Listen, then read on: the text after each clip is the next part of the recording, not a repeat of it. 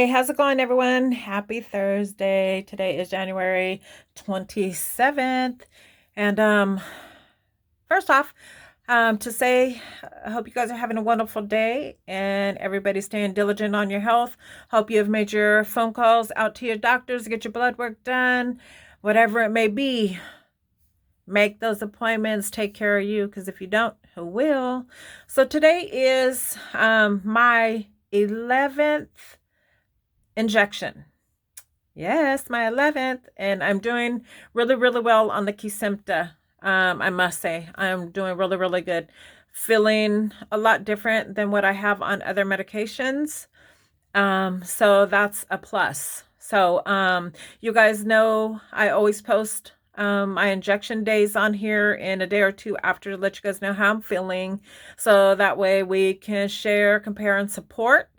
And those of you that don't know, I've started a podcast on Tuesdays at 6 p.m. Every Tuesday at 6 p.m. That is on the platform Shit Talking Sundays. Yes, I did say Shit Talking Sundays. And it is called In Light of a Warrior. So tune in. It's very informative. And you can comment with me and those who are also in the audience, so to speak. And I will be having guests on the show, sharing their experiences. If you would like to be a guest, come join the fun. Hit me up, leave me a comment, and I will definitely reach out to you and let's talk. I need some guests. So share, compare, and support. That's what it's about. If let me say we, because I don't do this by myself. We could reach a wide spectrum of warriors who need support, and strength comes in numbers, as you guys know. So get on board. Come on over to the podcast Tuesday 6 p.m. Shit Talking Sundays in the Light of a Warrior. But anyway, now that I gave my own self the shout out for the podcast, so let me get back to just filling you in a little bit before I do the injection. Everything's been going pretty well. Getting excited here about the podcast. Tuesday was my second show, and I had some family chime in and tune in. It was really, really fun. It was good, and a warrior tuned in. So thank you guys. So getting anxious. Decided this year I need to live my best life, do some endeavors that I only thought about doing and not really doing it. And I do have the time, of course. And these things that I'm taking on, I could do them, at my own pace. So, which is good. I'm getting ready to start printing some multiple sclerosis merchandise. It's not going to be, it's going to start off small, hopefully to get big. It's just something that I want to do and maybe pass them off, during my podcast and stuff like that. And also I plan on doing a earring adventure, and I'll fill you guys in on that when it's time. And also when the merchandise is done, I'll definitely be displaying it on the podcast. So you guys just stay tuned. Okay, so as you know, we clean our injection site, and mine is in the belly. That's the only site that I use, is in my lower abdomen. And you clean it with the alcohol. First of all, you wash your hands. Let me turn my camera around. And so I've already cleaned my abdomen with alcohol prep. This is how the injection comes. Those of you who are considering Kesimpta or new to it and haven't done your first injection, it comes in a 20 milligram pre-filled syringe, and it needs to be refrigerated. Never freeze your Kesimpta. Never, never, never. And all the instructions do come in the information leaflet in your delivery. So And it's once a month. Yay! I used to be on Copaxone, and I had to do 7 days a week for 3 years, and I can say that was hell. But yeah. So I'm really glad that Kesimpta is working for me, and I hope it's working for you, and I hope it does work for you. Afatumumab, that is what Kesimpta is called. So, and it comes pre-filled in a pre-filled syringe, and you can see the air bubble in there. You do not have to take that out, so you don't fool with this at all. It comes with the pre-sealed turquoise and orange sealer. Once you turn this cap and remove that, you have to do the injection within 5 minutes, no later, for whatever reason, but that's the instruction from the manufacturer. Within 5 minutes, you have to be ready. So I always wash my hands, then I get my towel and I put everything on it, so I don't have to get back up and touch anything to do my injection. And I'm always sitting down. You should sit down too, injecting, just in case you get a little woozy or feeling hot or something. You're already sitting down, so you don't cause yourself no accident. And the noise for some people is kind of because there's a click when you inject, and then a couple seconds later, after the medication has been administered, you're going to hear a pop, a click.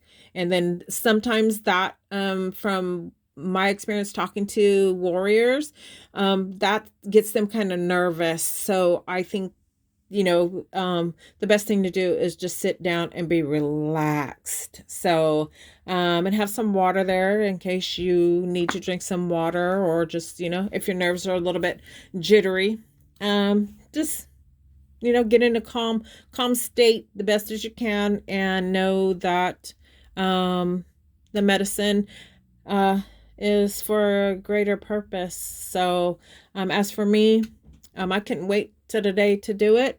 I have been feeling really, really good. Usually, I'll turn the camera back. Usually in my previous videos, I have stated about the third week into after the injection that I start to feel almost like as if my body's wanting that medicine. And then I start to feel kind of crummy. I didn't feel that. I didn't feel that at all this month. I have been on a roll, and I thank you, Lord. It's been great. It really has. I have my days, yes, and I do have MS symptoms every day, but I'm able to do more than I did a couple years ago. So, and then now I do thank Kesimpta. A lot of parts on my body that were really swollen, that have been for 5 years, is going down. And that is big for me. Fatigue was really, really huge. And it is huge for a lot of us warriors. The Kesimpta has helped that. Is it gone 100%? No, of course not. But I'm able to do more, and I know my time frame, 2-3 hours. Then I know after that, if I push myself too hard doing whatever it is, that I'm going to kind of suffer for it later in the next 2 days. So that if you learn your body, and just control and reel things in, that's too much for you, you'll have better days, longer days, I should say. So, with that being said, I don't want to keep you guys, of course, really, really, really long, on the video. So if you guys have any questions, please reach out to me. If you just feel like talking about, your symptoms, how you're feeling, your life on MS, please comment, reach out. This is what I'm here for. This is my goal. It doesn't matter, if you're, feeling good or if you're not, or if you've done some research on MS. I happened to catch a good read today about Epstein-Barr virus, and they're linking it to MS. I'm going to finish a vid tonight on a doctor that's reporting this, and it's crazy, but I get it. So when I hear EBV, and that's Epstein-Barr virus, I always think, and I've heard this early on with MS. I'm like, I never had that. Well, EBV is, of course, herpes. There's different types. There's, they named chicken pox. I had chicken pox. So they're finding links now from that may be the root cause of MS. So it's a big thing. It's all over the internet right now. So and I just don't listen to anyone and run with the info. I make sure I'm listening from a legitimate source. I'm really funny about that because I'm not one just to jump on a bandwagon and be like, oh, no, because I'm scared of a lot of things. So I make sure I research, research from the right source. So without any more delays. So I am going to now get ready to take this cap off.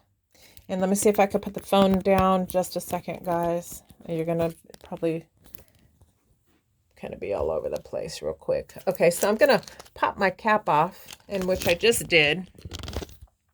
You can see my cap there. So now I have to do the injection. And of course, I'm not going to show you that part. Of course, don't nobody want to see my belly anyway. So give me just a second. You'll hear the pop. So give me a couple of seconds. The screen is went black because you're face down. But the room I'm in is very, very quiet. So I'm going to stop talking. And then you'll hear the pop. That's administering the medication. When you hear the second pop, that means it's done and I can remove it from my skin. Here we go.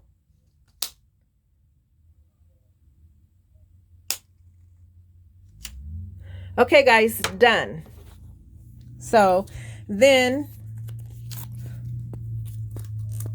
I have a second alcohol prep pad here. And these come, let me turn this around. And your sharps container, your alcohol pads, all come free to you with your delivery if you tell them that you need one in time of, that light is really, really bright. In time when you are making your order, you can let them know. And usually they ask you, do you need a sharps container or do you need the alcohol prep pads? So all that is free to you, comes with your order. So guys, there it is. I'm done. And I always keep the box. I keep the box and switch out my boxes every month just in case I'm going to turn this. Just in case of anything, and then I need to call the pharmacist. Then they always ask, can I have the numbers on the box, of the medication? So here's my sharps container. And just like I said, I trade them out every month. From month to month, I'll keep this in until next month. It's no big deal. I keep it just in case something happens and they need these numbers on this box back here. And also, it wouldn't hurt for you to check this box when you get it, because this is where the expiration date is. Okay, so I'm going to throw that in my trash, and I'm going to put the new one in my box in case I have to speak to a pharmacist. They know, I know that I have the information. Okay, and you cannot and shouldn't put that cap back on the pin. You dispose of it in 2 pieces in your sharps container. This is what it looks like. It's a big old thing. It's huge. It's big. My last one wasn't even half the size. And it comes in this box and it has a label on it. So when you get your sharps container filled, this is the box that you're going to return it and dispose of. It tells you where to dispose of it, and it gives you the shipping label. on there. So don't throw away the box. Always keep this. See? Let's see. Keep this box. This is your return shipping box, okay? So, actually, I didn't put that in there. So, yes. So, there you have it, guys.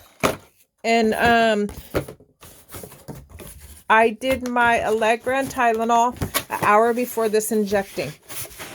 Now, that was put on board by my physician due to feverish chill and stuff on my first injection. So, if you have experienced that, speak with your neurologist and have him, if you can have it, put that on board. Speak with your doctor so you don't suffer with the fever, chills, and body aches and stuff after your injection, like I have. So no more though. That's a thing in the past because the Allegra and the Tylenol have stopped that. So I will be leaving you guys on that note. So, woohoo, my 11th injection down, guys. So, we'll see you back here tomorrow. I'll give you guys a quick update on how I'm feeling tomorrow. Usually I feel crummy for 2 days. So, let's see. Every day can be different. Every injection can be different.